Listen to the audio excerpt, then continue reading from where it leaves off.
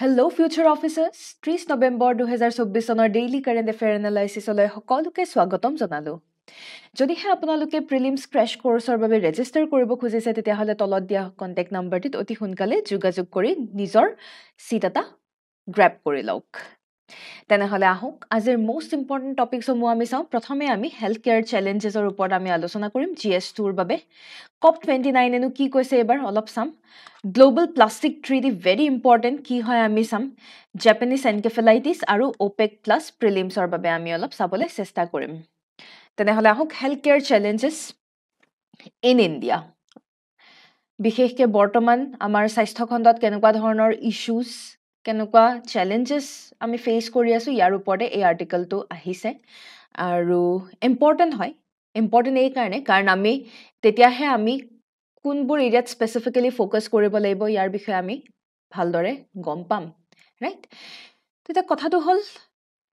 Health care বুলি ক'লে overall সবতেই challenge আছে প্ৰাইভেট হওক বা চৰকাৰী হওক যদি গভৰ্নমেন্ট যিবোৰ হস্পিটাল বা গভৰ্নমেন্ট মেডিকেল হেৰিবোৰত কি হৈ আছে বিশেষকে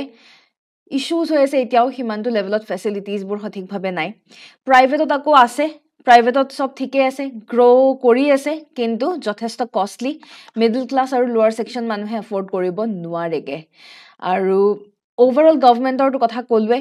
যি লেভেলত সুবিধাখিনি থাকিব লাগে সেই অনুসৰি সুবিধা নাই ওভাৰঅল বেসিক কিছুমান এনেকুৱা চৰকাৰী হস্পিটাল যত বেসিক কিছুমান ৰিকুৱায়াৰমেন্ট বেসিক কিছুমান ইকুইপমেন্টস বেসিক ইনস্ট্ৰুমেন্টস পৰ্যন্ত নাই তো ওভাৰঅল এই গুটেইবোৰৰ বাবে আমি দেখা পাইছো যে কিছু নহয় কিছু আমাৰ লোক ভাৰতৰ লোকে সমস্যাত ভুগিবলগীয়া হৈছে আৰু সেই কাৰণে বৰ্তমান তাৰ উপৰি বৰ্তমান হেল্থ কেয়াৰৰ ডিমাণ্ডো বাঢ়ি গৈ আছে প্ৰথম কাৰণটো হৈছে পপুলেশন গ্ৰোথ বৰ্তমান যেহেতু most India being the most populous country হয়নে স্বাস্থ্য খণ্ডত ডিমাণ্ড স্বাস্থ্য খণ্ডৰ যি ডিমাণ্ড সেই ডিমাণ্ড বৃদ্ধি পাইছে আৰু ডিমাণ্ড বৃদ্ধি পোৱাৰ লগে লগে private institutes private health care ইনষ্টিটিউটছে হিমানটো লেভেলত তেওঁলোকে মানুহৰ পৰা সেই এডভান্টেজ উঠাবলৈ চেষ্টা কৰিছে এণ্ড মোৰ ইম্পৰ্টেণ্টলি ৰাইজিং এল্ডাৰলি পপুলেশ্যন জ্যেষ্ঠসকলৰ পপুলেশ্যন বৃদ্ধি পাইছে তাৰ মানে কি তাৰ মানে ডিপেণ্ডেণ্ট পপুলেশ্যনৰ বৃদ্ধি পাইছে ডিপেণ্ডেণ্ট পপুলেশ্যন বৃদ্ধি পাইছে আৰু বয়স যেতিয়া বৃদ্ধসকলৰ বৃদ্ধৰ পপুলেশ্যন যেতিয়া বাঢ়িব যেতিয়া মানুহৰ বয়স বাঢ়িব তেতিয়া কি হ'ব তেতিয়া অবভিয়াছলি বেমাৰ ইত্যাদিও বাঢ়িব হয়নে আৰু স্বাস্থ্য খণ্ডত ডিমাণ্ডো বাঢ়িব তাৰ উপৰি নন কমিউনিকেবল ডিজিজ যিবোৰ বেমাৰ খুচৰা নহয় নন কমিউনিকেবল ডিজিজৰো ৰাইজ আমি দেখা পাইছো যেনে বৰ্তমান ঘৰে ঘৰে ডায়াবেটিছ ঘৰে ঘৰে হাই ব্লাড প্ৰেছাৰ বা অন্যান্য কাৰ্ডিওভাস্কুলাৰ হাৰ্টৰ লগত এছ'চিয়েটেড ৰিলিজেছ দেখা পাব বিভিন্ন ধৰণৰ উশাহ নিশাহ লওঁতে কষ্ট হয় আজিকালি মানুহৰ এজমা ব্ৰংকাইটিছ ইত্যাদি স্পেচিয়েলি প্ৰদূষণ বাঢ়ি যোৱাৰ লগে লগে এনেকুৱা ধৰণৰ এইবোৰ খুচৰা বেমাৰ নহয় খুচৰা ৰোগ নোহোৱা সত্ত্বেও ঘৰে ঘৰে এনেকুৱা ধৰণৰ ৰোগ ইত্যাদি বাঢ়ি গৈছে যি এটা ডাঙৰ সমস্যাৰ ক্ৰিয়েট কৰিছে আৰু সেই কাৰণে হেল্থ কেয়াৰ ডিমাণ্ড যেহেতু বাঢ়িছে ওভাৰঅল চাব গ'লে হেলদি লাইফ যদি আমি কওঁ হেলদি লাইফষ্টাইল বুলি আপুনি কাক ক'ব আপোনাৰ আয়ুস কিমান সেইটোৱে কেতিয়াও হেলদি লাইফষ্টাইলৰ কথা নকয়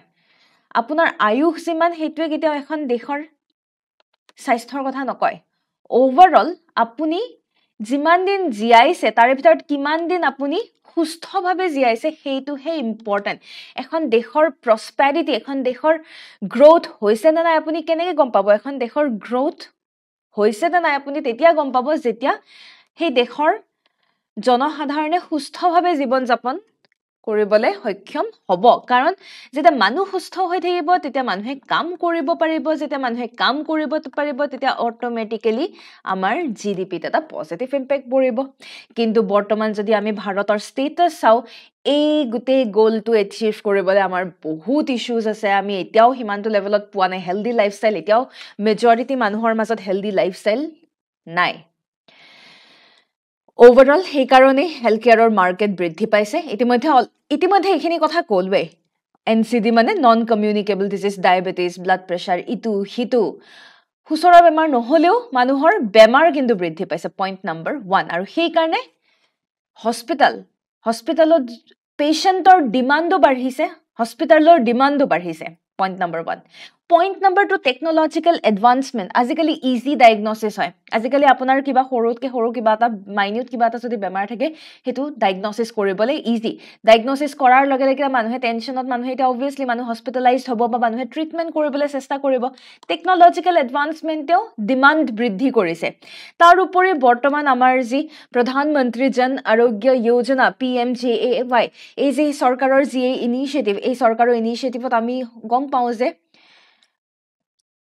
প্ৰতি ফ্যামিলিক per family 5 লাখকৈ হেলথ ইন্সুৰেন্সৰ নামত 5 লাখকৈ হেলথ ইন্সুৰেন্সৰ এটা ইনিচিয়েটিভ এটা লোৱা হৈছে বিশেষকৈ ফৰ দি পুৰ ভালনাৰেবল ফ্যামিলি হয়নে আৰু ৰিসেন্টলি আমি PMJAY এটা নতুন ইনিচিয়েটিভ দেখা পাইছো যে 70 বছৰৰ ওপৰ যিসকল লোক তেখেতসকলৰ বাবে ফুল ফ্লেজড ইৰেসপেক্টিভ অফ এনিথিং তেখেতসকল ভাল বেকগ্ৰাউণ্ডৰ পৰা হওক যিয়ে নহওক সকলো 70 বছৰীয়া লোকৰ বাবে PMJAY কভাৰেজ দিয়া গৈছে আৰু অটোমেটিক্যালি এটা মানুহৰ ট্ৰিটমেন্টৰ কাৰণে অলপ হলেও চিন্তা কমিছে যে মই এটা মোৰ বেমাৰ এটা আছে মই এটা হস্পিটালত যাবৰ কাৰণে মোৰ টকা পইচা মই ক'ত পাম ইউ হ্যাভ দিস opportunity আপোনাৰ ওচৰত এটা opportunity আছে যাৰ বাবে হেলথ কেয়াৰৰ ডিমান্ড বৃদ্ধি পাইছে কিন্তু তথাপিও গাঁৱে ভুঁয়ে এতিয়াও বহুতো ক্ৰাইসিস আমি দেখা পাইছো প্ৰথম কথাটো সঠিকভাৱে ইনফ্ৰাষ্ট্ৰাকচাৰে ডেভেলপ হোৱা নাই বহু জায়গাত আপুনি দেখা পাব নামত এখন মেডিকেল কলেজ বা হস্পিটাল এখন আছে কিন্তু হিমানটো লেভেলত আপ টু দি মাৰ্ক আপুনি সুবিধাখিনি নেপায় shortage of medical professionals and teachers doctor সময়মতে নাপাব ডক্টৰৰ অভাৱ medical professors or অভাৱ uneven distribution urban আৰু rural area মাজত এটা ডাঙৰ গ্যাপ এটা urban area যিমান ফেসিলিটি rural area হিমানটো লেভেলত আপুনি ফেসিলিটি নেপায় মানুহে সেই কাৰণে গাঁৱৰ পৰা ওলাই আহিবলৈ চেষ্টা কৰে inequality in the access to quality care যদি কৰবাত কিবা হস্পিটালও আছে তেতিয়াও আজি ইমাৰ্জেন্সিৰ সময়ত আকৌ চহৰতে আমি ভৰ্তি কৰাব লাগিব হি এইবোৰ হৈছে আমাৰ গাঁৱে ভুঁয়ে যিসমূহ ক্ৰাইসিস বুলি ক'ব লাগিব overall এই বিভিন্ন কাৰণ overall যদি চাবলৈ যাওঁ these are the several reasons যাৰ বাবে হেলথ কেয়াৰৰ ডিমান্ড বাঢ়িছে ইতিমধ্যে নন কমিউনিকেবল ডিজিজৰ কথাটো কৈয়ে আহিছো নন কমিউনিকেবল ডিজিজৰ সংখ্যা বাঢ়িছে বিকজ আৰবানাইজেশ্যন প্ৰদূষণ বৃদ্ধি পাইছে মানুহৰ খাদ্য হেবিট খাদ্যভাস চেঞ্জ হৈছে আনহাইজেনিক কণ্ডিশনছত মানুহে থাকিবলৈ আৰম্ভ কৰিছে ক্লিন ড্ৰিংকিং ওয়াটাৰ হেমতে নাই আৰু হেহে খুব ইম্পৰ্টেন্ট যে মানুহৰ মাজত সজাগতা বৃদ্ধি কৰাটো খুব ইম্পৰ্টেন্ট ৰিগাৰ্ডিং this disease কি কৰা উচিত কি কৰা অনুচিত হেলদি ডায়েট মানুহে খুব এই যধে মধে ফাষ্ট ফুডৰ ষ্টলছ বিলাকো বৃদ্ধি পাইছে মানুহে গৈ এই ফাষ্ট ফুড খাব এইটো খাব তাৰ বিনিময়ত কিমান যে বিভিন্ন ৰকমৰ আজিকালি সীমা সংখ্যা নোহোৱা বেমাৰ overall সেই কাৰণে আমি অলপমান চেঞ্জেস নিজৰ মাজতে আনিব লাগে আৰু তেনে ক্ষেত্ৰত প্ৰাইভেট হস্পিটালস বিলাকেও এটা ইম্পৰ্টেন্ট ৰোল প্লে কৰা মানে প্ৰয়োজন কাৰণ তেওঁলোকে স্পেশালি অলপ কৰবাত নহয় কৰবাত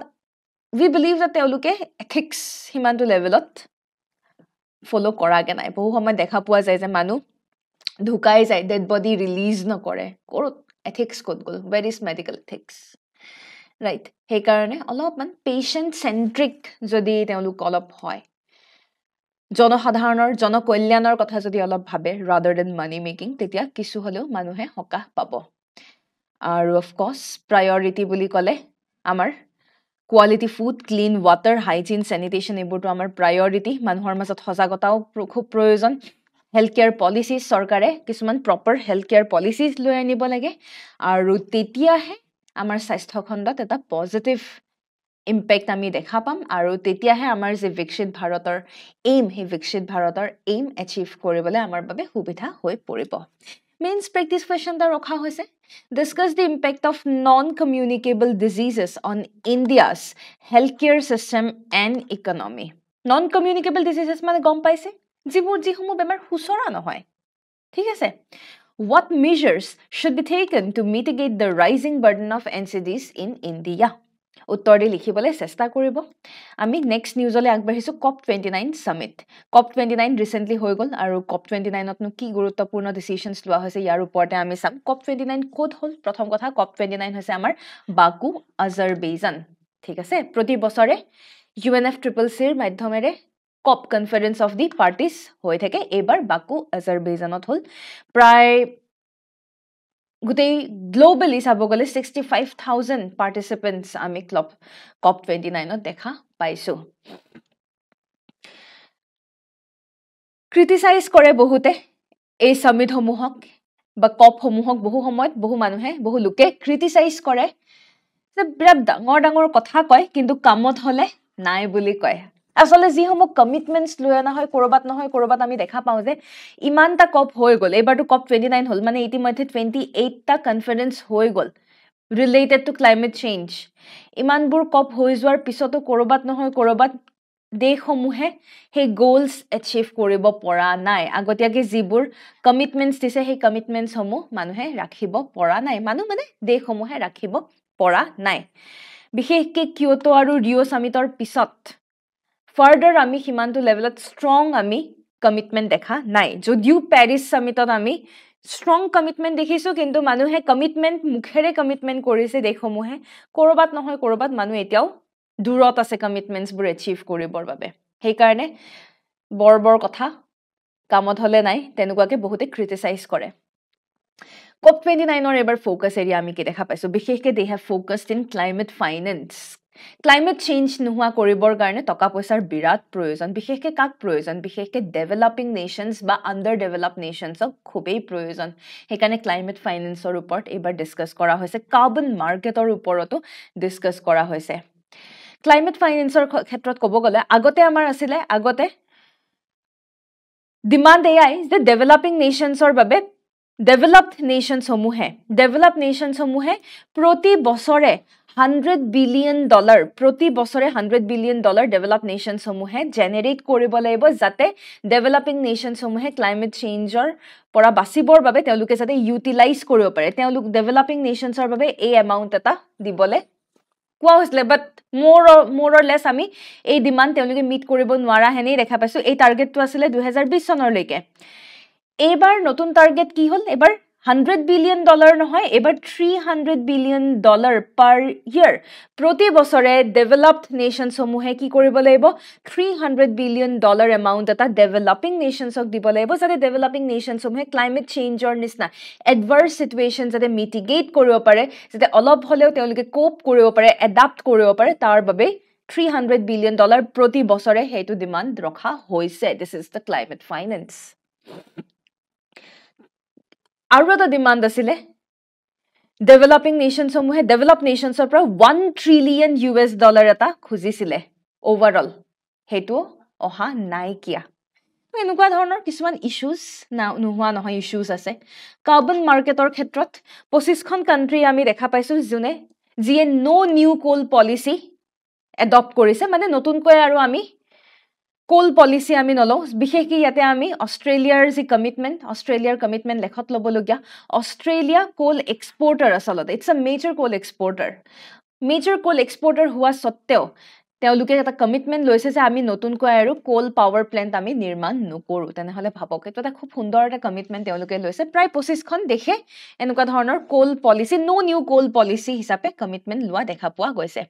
এইবাৰ কপ 29ত আমি দেখা পাইছো NCQG মানে new collective quantified goal what is new collective quantified goal এয়াই যে প্ৰতি বছৰে 300 বিলিয়ন এমাউণ্ট এটা দিব লাগিব ডেভেলপ নেশ্যনসমূহে আমি ইতিমধ্যে গম পালে তাৰ উপৰি ওভাৰঅল 1 ট্ৰিলিয়ন আছিলে এবাৰ 1 ট্ৰিলিয়ন নহয় 1.3 ট্ৰিলিয়ন পাৰ ইয়াৰ এটা প্ৰয়োজন কিহৰ বাবে সকলোৱে অল এক্টৰ্ছ ডেভেলপড হোক ডেভেলপিং হোক সকলোৱে মিলাই পেলাই 1.3 ট্ৰিলিয়ন প্ৰতি বছৰে জেনেৰেট কৰা উচিত in order to cope up or mitigate the climate impacts. ইতিমধ্যে ইমান বছৰ যিখিনি কপ হ'ল প্ৰগ্ৰেছ চাব গ'লে বিশেষকৈ কপ 29ত যিখিনি আমি প্ৰগ্ৰেছ দেখা পাইছো কপ 29ৰ প্ৰগ্ৰেছ এয়াই যে কাৰ্বন মাৰ্কেটবিলাক তেওঁলোকে অপাৰেশ্যনেলাইজ কৰিছে তেওঁলোকে বিভিন্ন দেশে তেওঁলোকে কমিটমেন্ট কৰিছে যে আমি কয়লাৰ ব্যৱহাৰ একেবাৰে শেষ কৰি দিম phasing out of coal this is something which is really important ইয়াৰ ভিতৰত অফ কোৰ্স ইন্ডিয়া নাই ঠিক আছে ইন্ডিয়াই ফেজ আউট কৰিব নোৱাৰে বা ইন্ডিয়া একেবাৰে কয়লাৰ ব্যৱহাৰ কমপ্লিটলি নাইকিয়া কৰি দিব নোৱাৰে কিন্তু বিভিন্ন দেশ আছে যি দেশে কমপ্লিটলি কয়লাৰ ব্যৱহাৰ তেওঁলোকে একদম completely they will end it up এনেকুৱা ধৰণৰ তাৰোপৰি নিউ ক্লাইমেট ফাইনেন্স গোলছ এগ্ৰিড আপন though still falling short of the developing nations demand যদিও developing nations যিমানখিনি ডিমান্ড কৰিছে সিমানটো লেভেলত ডিমান্ড পুৰা হোৱা নাই তথাপিও নতুন নতুন ক্লাইমেট ফাইনেন্স গোল এবাৰ COP29 ত আমি দেখা পাইছো চ্যালেঞ্জ কি চ্যালেঞ্জ এয়াই যে COP29 বুলি নহয় COP29 টো ৰিসেন্টলি হ'ল হে যিমানবোৰ COP ওভাৰঅল COPৰ চ্যালেঞ্জ আমি দেখা পাইছো খুব স্লো কমিটমেন্ট কৰা হয় কমিটমেন্ট এচিভ কৰাৰ কাৰণে যে টাৰ্গেট দিয়া হয় সেই টাৰ্গেট এচিভ কৰোতে বহুত টাইম লাগে বা কেতিয়াবা টাৰ্গেট এচিভ কৰিবই নোৱাৰে স্লো পেস অফ ইমপ্লিমেন্টেশন বিভিন্ন দেখে এতিয়াও fossil fuel completely phase out মানে কমপ্লিটলি ষ্টপ কৰাত এতিয়াও সঠিকভাৱে একশন লোৱাই নাই আৰু তাৰ উপৰি অন্যান্য পলিটিক্যাল চ্যালেঞ্জ আছে পলিটিক্যাল চ্যালেঞ্জ সমূহটো আছে যিয়ে গোটেই মাৰ্কেটখন ডিটাৰমাইন কৰি আছে আৰু আপকামিং যি আমাৰ COP30 এতিয়া আপোনালোকে মোক জনাব লাগে কমেন্ট সেকশনত যে নেক্সট অহা বছৰ যিখন COP30 হ'ব সেই COP30 লোকেশন কি হ'ব আপকামিং যি COP30 কিছুমান চ্যালেঞ্জেস থাকিব যেনে ইটস ৰিলেটেড টু ক্লাইমেট জাস্টিসৰ কথা মানুহে কথা নাপাতে ক্লাইমেট জাস্টিস মানে ডেভেলপ নেশনছৰ তো বাৰু টেনশন নাই তেওঁলোকৰ টকা পইচা আছে ভাই তেওঁলোক আগবাঢ়ি গৈ আছে ডেভেলপিং নেশনছক আপোনালোকে টকা পইচা দিলেও ইমান ইজি নহয় দিস ইজ ক্লাইমেট জাস্টিস কাৰণ তেওঁলোকৰ ফাইনান্সিয়াল আৰু পলিটিক্যাল অবস্টেকলস বহুত আছে ইমানেই তেওঁলোকৰ অবস্টেকলস আছে যে তেওঁলোকে আলটিমেটলি ৰিয়েল চেঞ্জ এটা আনিবৰ বাবে তেওঁলোকে বহুত ফেস কৰিবলগীয়া হয় আৰু সেই কাৰণে there is a need for urgent action আমি খালি মুখেৰ ডাঙৰ কথা কলেই নহব urgent emergency আমি actions লোৱাটো খুবেই প্ৰয়োজনীয় means practice question টা ৰখা হৈছে discuss the challenges faced by global climate summits like COP29 in achieving meaningful climate actions what lessons can be drawn from the future from the COP29 outcome উত্তৰটি লিখিবলৈ চেষ্টা কৰিব ইয়াৰ পিছৰ নিউজটো হৈছে global plastic treaty Busan south কোৰিয়াৰ বুসানত global plastic ট্ৰিটিৰ ওপৰত বহুত negotiations প্ৰায় বহুত দিন ধৰি নেগোসিয়েশনস চলিছে ইউনাইটেড নেশনস এটা ইনিশিয়েটিভ এটা লৈছে কিদৰে প্লাষ্টিক ট্ৰিটি এখন আনাটো খুবেই প্ৰয়োজন ৰিপ্ৰেজেন্টেটিভ হিচাপে আমি 170 কান্ট্ৰিজ দেখা পাইছো সকলোৱে বুসানত লগ হৈ plastic treaty global plastic treaty এখন লৈ আনিছে আৰু specially why this treaty is so important 2022 সনত ইউনাইটেড নেশনৰ এনভাইৰনমেন্টাল এসেম্বলি এখন হৈছিল নাইৰোবি কেনিয়া ঠিক আছে নাইৰোবি কেনিয়াত ইউনাইটেড নেশনৰ এনভাইৰনমেন্টাল এসেম্বলি হৈছিল যত গ্লোবাল প্লাষ্টিকৰ যি ইস্যু ৰিলেটেড বহুতো তাতে আলোচনা হৈছিল আৰু আমি দেখা পাইছিলো যে তাতে 175 নেশনস তেওঁলোকে এটা ডিল এটা কৰিছিল যে আমি ইনিশিয়েটিভস কিছুমান অনা উচিত গ্লোবাল প্লাষ্টিক ট্ৰিটি এখন অনা উচিত কাৰণ বৰ্তমান অতি সোনকালে 2025 চনৰ ভিতৰতে গ্লোবাল প্লাষ্টিক ট্ৰিটি অনা উচিত কিয় ইট ইজ বিকজ প্লাষ্টিকৰ ব্যৱহাৰ ইমান বেছি বৃদ্ধি পাইছে বিশেষকৈ এছিয়া নৰ্থ আমেৰিকা ইউৰোপত ইমান বেছি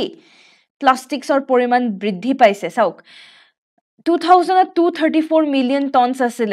এটা 2019 ত 460 million tons now you can not imagine 2024 ত বা কিমান হৈছে ইয়াৰ বিনিময়ত ওভাৰঅল এনভাইৰনমেন্টত এটা নেগেটিভ ইম্পেক্ট পৰা দেখা পোৱা গৈছে আৰু এটা এক্সপেক্টেশন এটা এমাউন্ট কোৱা হৈছে যে 2040 চনৰ ভিতৰত প্লাষ্টিক প্ৰডাকশন 700 মিলিয়ন টন বৃদ্ধি পাব ভাবক এজ পাৰ OECD ৰিপৰ্ট আৰু ওভাৰঅল প্লাষ্টিক্সৰ বহুত নেগেটিভ ইম্পেক্ট আছে আমি সকলোৱে গম পাওঁ প্লাষ্টিক্স বায়োডিগ্ৰেডেবল নহয় বহুত টাইম লাগে প্লাষ্টিক্স ডিকম্পোজ হবৰ বাবে আৰু তাকো ডিকম্পোজ টু বায়ো মানে আমাৰ মাইক্ৰো অৰ্গানিজমছে নোৱাৰে ৰাইট ইউভি ৰেজৰ প্ৰয়োজন হয় কমেও 20 পৰা 500 বছৰ লাগি যায় প্লাষ্টিক টাইপ অনুসৰি কিছুমান 20 বছৰ লাগি কিছুমান 500 বছৰ পৰ্যন্ত লাগি যায় এনভাইৰনমেন্টাল ইম্পেক্ট বিশেষকৈ মেৰাইন এনভাইৰনমেন্টত ভাবকচোন প্লাষ্টিক যদি আমি সাগৰ নদী ইত্যাদি যদি আমি পেলাও কেনেকুৱা অৱস্থা হ'ব ইম্পেক্ট অন হিউম্যান মানুহে ইমানেই প্লাষ্টিক পুৰিব ধৰিছে এটা ঠাণ্ডা দিন আহিছে মানুহে প্লাষ্টিক পুৰা আৰম্ভ কৰি দিছে ইয়াৰ বিনিময়ত আপোনালোকে গম পায় নে কিমান হাৰ্মফুল বেমাৰ প্লাষ্টিকত কিমান হাৰ্মফুল কেমিকেলছ থাকে আৰু সেই কেমিকেলছসমূহ আমি যেটা ইনহেল কৰো কিমান আমাৰ ওভাৰঅল গোটেই বডিত আমাৰ বিভিন্ন ধৰণৰ বেমাৰ আজাৰ আমাৰ হ'ব পাৰে আৰু ওভাৰঅল ক্লাইমেট চেঞ্জৰ কাৰণেতো নেগেটিভ ইম্পেক্ট পেলাই global green house gas emission হোৱাটো আমি দেখা পাওঁৱেই ৰাইট ইণ্ডিয়াৰ ষ্টেন্স কি হয় এই ট্ৰিটিৰ ক্ষেত্ৰত আমি কৈছোঁ যে measures definitely important ইণ্ডিয়াই ফাইনেন্সিয়েলি টেকনলজিৰ ক্ষেত্ৰত আৰু টেকনিকেল ছাপৰ্টৰ ক্ষেত্ৰত এই ট্ৰিটিত সহায় কৰিব বুলি ইণ্ডিয়াই কৈছে আৰু বিশেষকৈ প্লাষ্টিকত ব্যৱহাৰ কৰা যিসমূহ আমাৰ বিষাক্ত কেমিকেলছ বিষাক্ত ৰাসায়নিক পদাৰ্থসমূহৰ ৰেগুলেশ্যনৰ ক্ষেত্ৰত ইণ্ডিয়াই কৈছে যে য়েছ দে শুড বি ৰেগুলেটেড আৰু আমি কমপ্লিটলি ফেজ আউট কৰাত আমি অলপমান ফোকাস কৰিবলৈ ফেজ আউট মানে কমপ্লিটলি বেন আমি প্লাষ্টিক বেন কৰাত আমি ফোকাস কৰিব লাগে তো ইণ্ডিয়াই এটা পজিটিভ ষ্টেণ্ড লয় আমি দেখা পাইছোঁ মেইনছ প্ৰেক্টিছ কুৱেশ্যন এটা ৰখা হৈছে the adoption of a global plastic treaty is being hailed as a significant step in addressing the global plastic pollution crisis. How can India contribute to success of this treaty in the context of its national plastic waste management policy? উত্তৰ দি আপোনালোকে লিখিবলৈ চেষ্টা কৰিব যদি আপোনালোকে main specific guidance প্ৰগ্ৰেমৰ বাবে interested তেতিয়াহ'লে অতি সোনকালে তলত দিয়া QR কোডটি স্কেন কৰিব পাৰে বা তলত দিয়া কণ্টেক্ট নাম্বাৰটিত যোগাযোগ কৰি নিজৰ চিট এটা বুক কৰি থ'ব পাৰে তেনেহ'লে আহক প্ৰিলিমছ প্ৰস্পেক্টিভত জেপানিজ এনকেফেলাইটিছৰ ওপৰত আৰ্টিকেল এটা আহিছে আৰ্টিকেল মানে নিউজ এটা আমি দেখা পাইছোঁ দিল্লীত জেপানিজ এনকেফেলাইটিছৰ কেছ পোৱা গৈছে আৰু জেপানিজ এনকেফেলাইটিছ বুলি ক'লে আমি এটা বস্তু মনত ৰখা উচিত যে যিটো মহৰ দ্বাৰা বিয়পে মহটোৰ নামে হৈছে কিউলেক্স মহ ঠিক আছে জেপানিজ এনকেফেলাইটিছ আচলতে কি হয় ইটছ এ ভাইৰাছ হয়নে জেপানিজ এনকেফেলাইটিছ ভাইৰাছ হয় human to human transmission normally নহয় যদিহে মহে স্প্ৰেড কৰে ডেটছ ট্ৰু আৰু আমি দেখা পাওঁ যে বিভিন্ন ক্ষেত্ৰত গাহৰি চৰাই চিৰিকটি ইত্যাদি তেওঁলোকো এফেক্টেড হয় আৰু সেই এনিমেলছৰ পৰাই বহু সময়ত মানুহলে ট্ৰান্সমিট হোৱা দেখা পোৱা যায় most common এছিয়াৰ গাঁৱে ভূঞে most common য'ত মহৰ তাণ্ডৱ আটাইতকৈ বেছি য'ত যিসমূহ দেশ বা যিসমূহ ৰাজ্যত আপুনি দেখা পাব তাতেই জেপানিজ এনকেফেলাইটিছ ডেংগুৰ পৰা আদি কৰি বিভিন্ন মহৰ পৰা হোৱা বেমাৰ দেখা পাব চিমটমছ চাব গ'লে একচুৱেলি ব্ৰেইনত এফেক্ট কৰে এনকেফেলাইটিছ এন মানে ইনচাইড ভিতৰ চিফেলাইটিছ আইটিছ মানে ইনফ্লেমেশ্যন জ্বলনি পুৰণি আৰু এই যে চিফেলাছ মানে হৈছে ব্ৰেইন তো আপোনাৰ ব্ৰেইনৰ ভিতৰত ইনফ্লেমেশ্যন ব্ৰেইনৰ ভিতৰত ইম্পেক্ট হয় এনকেফেলাইটিছ সেইকাৰণে জেপানিজ এনকেফেলাইটিছ যদি এই ভাইৰাছে ইম্পেক্ট পেলাই আপোনাৰ ব্ৰেইনত এটা নেগেটিভ ইম্পেক্ট পৰিব তাৰ উপৰি জ্বৰ মাথাৰ বিষ ভমিটিং নিউৰলজিকেল এটা ব্ৰেইনত যেতিয়া এফেক্ট হ'ব তেতিয়া অবভিয়াছলি আপোনাৰ নাৰ্ভত ইম্পেক্ট হোৱাটো একেবাৰে স্বাভাৱিক কথা কনফিউজন হ'ব পাৰে পেৰালাইচিছ হঠাৎ মানে আপোনাৰ ওভাৰঅল ডিচিশ্যন মেকিঙত ইছ্যুজ আহিব পাৰে vaccination is the effective prevention strategy য'ত এনেকুৱা ধৰণৰ সমস্যা প্ৰায়ভাগ মানুহে ভুগি থাকে এণ্ডেমিক য'ত হয় বিশেষকৈ এই বেমাৰ আজাৰসমূহ তাতে vaccination is the best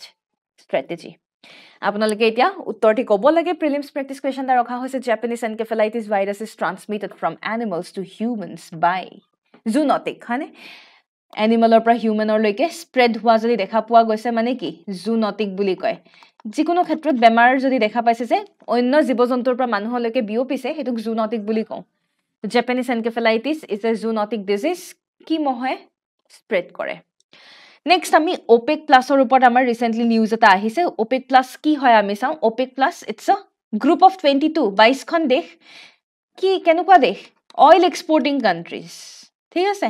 oil exporting countries তেওঁলোককে আমি OPEC প্লাছ বুলি কওঁ তেওঁলোকে একেলগে কাম কৰে ক্ৰুড অইল প্ৰডাকশ্যনৰ ক্ষেত্ৰত তেওঁলোকে যাতে অইল মাৰ্কেটত ষ্টেবিলিটি আনিব পাৰে তাৰ বাবে তেওঁলোকে একেলগে বহুতো ডিচিশ্যনছ লোৱা আমি দেখা পাওঁ মেম্বাৰ্ছ বুলি ক'লে ইয়াতে 12খন OPEC কাণ্ট্ৰিজ আছে প্লাছ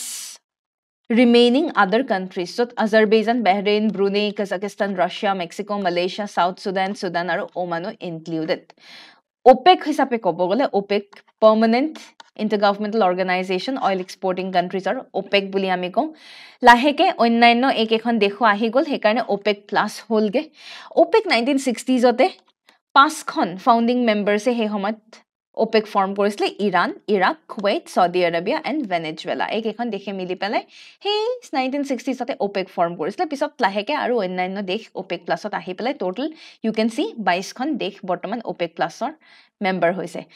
হেডকোৱাৰ্টাৰ OPECৰ ভিয়েনা, অষ্ট্ৰিয়া। মনত ৰাখিব দেই, very important. Headquarters of international organisations are very important. আপোনালোকক প্ৰশ্নটো সেয়াই সোধা হৈছে যে OPECৰ হেডকোৱাৰ্টাৰ ক'ত? উত্তৰ দি আপোনালোকে কমেণ্ট ছেকশ্যনত আকৌ এবাৰ আমাক জনাই দিব পাৰে। তেনেহ'লে আহক আমাৰ কালিৰ যে নিউজ এনালাইচিছ, কালিৰ নিউজ এনালাইচিছৰ প্ৰেক্টিছ কুৱেশ্যনসমূহৰ আমি উত্তৰসমূহ চাওঁ। প্ৰথমে, Indian navy was the first Indian armed forces to be awarded the President Colors by Dr. Rajendra Prasad in the year কোন চনত? 1951. ইয়াৰ পিছৰ প্ৰশ্নটো হৈছে which two states are involved in the Penyar River water dispute? Definitely আমি গম পাওঁ সাউথৰ হয় বিহাৰ আৰু ঝাৰখণ্ড হ'ব নোৱাৰে। শুদ্ধ উত্তৰ দি তামিলনাডু আৰু কৰ্ণাটক। এয়াই আছিলে আমাৰ আজিৰ সবিশেষ। যদিহে আপোনালোকৰ কিবা এনকুৱাৰী থাকে তেতিয়াহ'লে QR কোডটি স্কেন কৰিব পাৰে বা তলত দিয়া কণ্টেক্ট নাম্বাৰটিত যোগাযোগ কৰিব পাৰে। কম্পিটিশ্যন কেয়াৰ সদায় আপোনালোকৰ লগত, সেয়েহে আমি কওঁ by the officers for the officers. ধন্যবাদ। জয় আই অসম।